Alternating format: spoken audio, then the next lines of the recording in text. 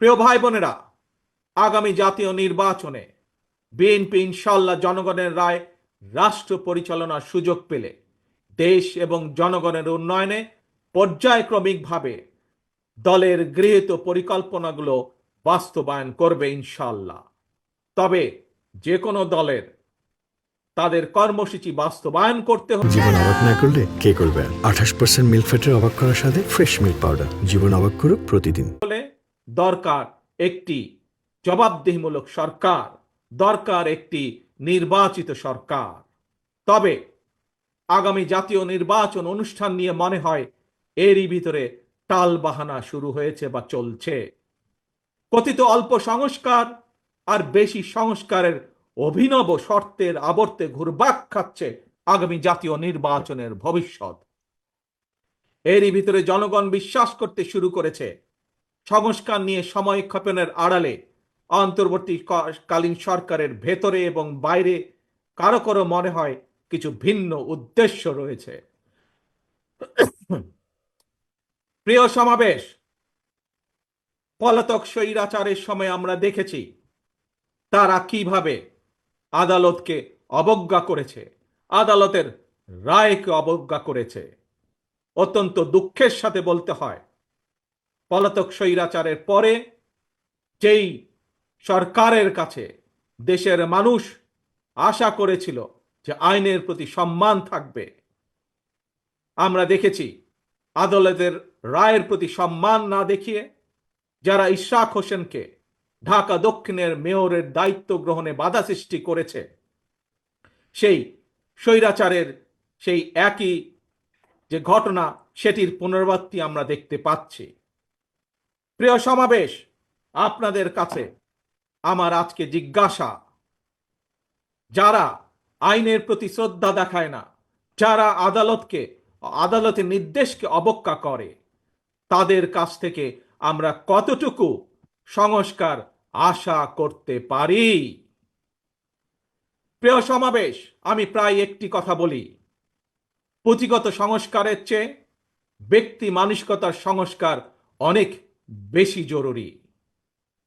North কোরিয়ার সংবিধানে লেখা রয়েছে democratic people's republic of north Korea. সুতরাং কি লেখা আছে তার চেয়েও বেশি যেটি জরুরি তা হলো মেনে চলা। ইশরাকের ক্ষমতা গ্রহণ বা ইশরাকের শপথ গ্রহণে বাধা সৃষ্টি করে আজ আমরা আবারও স্বৈরাচারী মানসিকতার বহিঃপ্রকাশ দেখতে পাচ্ছি।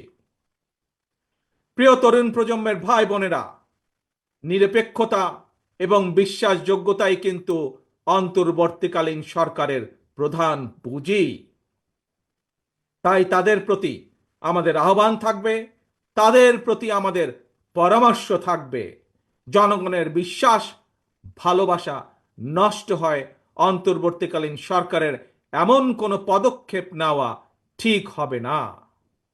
একই সাথে অন্তর্বর্তীকালীন সরকারের প্রতি আবারও আহ্বান জানিয়ে বলতে চাই, গণতান্ত্রিক আমি জনগণ এবং গণতন্ত্রের পক্ষের রাজনৈতিক দলগুলোকে দয়া করে প্রতিপক্ষ বানাবেন না।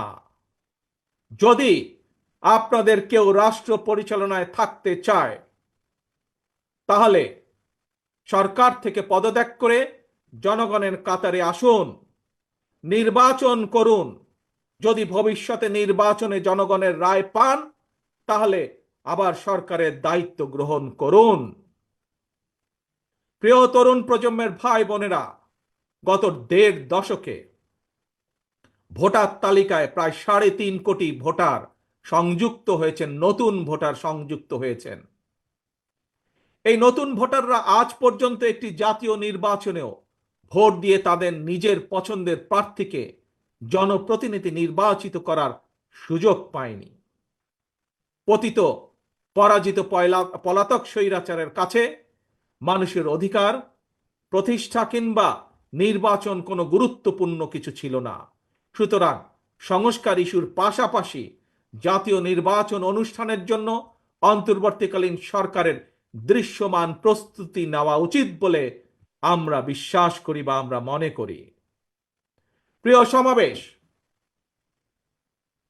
অতীতে বিভিন্ন সময় এই বাংলাদেশে তত্ত্বাবধায়ক সরকার নিরপেক্ষ নির্বাচন অনুষ্ঠিত করেছে এবং প্রত্যেকটি ক্ষেত্রে আমরা দেখেছি তত্ত্বাবধায়ক সরকার 3 মাসের মধ্যেই সফলভাবে জাতীয় নির্বাচন অনুষ্ঠান সম্পন্ন করেছে। সুতরাং অতীতে এই বাংলাদেশে রেকর্ড রয়েছে 3 মাসের মধ্যে জাতীয় নির্বাচন অনুষ্ঠিত করা সম্ভব। কিন্তু আজ আমরা দেখছি 10 মাস পার হয়ে গেল, অন্তর্বর্তীকালীন সরকার নির্বাচনের দিনক্ষণ ঘোষণা করছে না। আমরা ফ্যাসিবাদ মুক্ত বাংলাদেশে জনগণের সরাসরি ভোটে জনগণের কাছে জবাবদিহিমূলক, জনগণের কাছে দায়বদ্ধ একটি সরকার দ্রুত দেখতে চায়।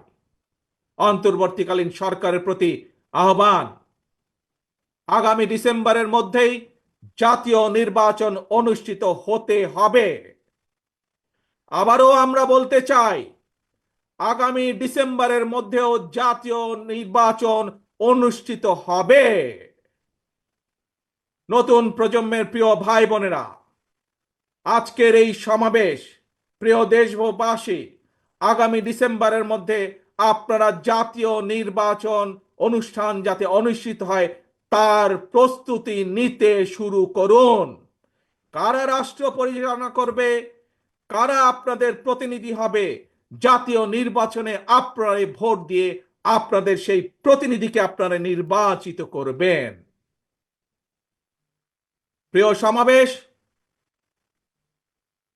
শহীদ রাষ্ট্রপতি জিয়ার সৈনিক দেশনেত্রী বেগম খালেদা জিয়ার কর্মীদের প্রতি আহ্বান জানিয়ে বলতে চাই, আপনারা জনগণের কাছে যান, তাদের প্রত্যাশা জানার চেষ্টা করুন, তাদের প্রত্যাশা বোঝার চেষ্টা করুন, জনগণের মন জয় করুন। কারণ জনগণই বিএনপির সকল রাজনৈতিক ক্ষমতার উৎস। প্রিয় দেশবাসী, প্রিয় সমাবেশ, প্রিয় ভাই বোনেরা, এবার আমি আপনাদের সামনে একটি ছোট্ট স্লোগান তুলে ধরতে চাই। মন দিয়ে দয়া করে সবাই শুনবেন। প্রথমে আমি স্লোগানটি বলবো, মন দিয়ে শুনবেন। তারপরে দ্বিতীয়বার আবারও আমি বলবো, তখন দয়া করে সকলে আমার সামনে স্লোগানটি আপনারা একই সাথে বলবেন। দিল্লি নয়, পিন্ডি নয়, নয় অন্য কোন দেশ, সবার আগে বাংলাদেশ। প্রিয় সমাবেশ বলুন, প্রিয় দেশবাসী বলুন, দিল্লি নয়, পিন্ডি নয়, নয় অন্য কোন দেশ, সবার আগে বাংলাদেশ। আল্লাহ হাফেজ। বাংলাদেশ জিন্দাবাদ, বাংলাদেশ জাতীয়তাবাদী দল জিন্দাবাদ।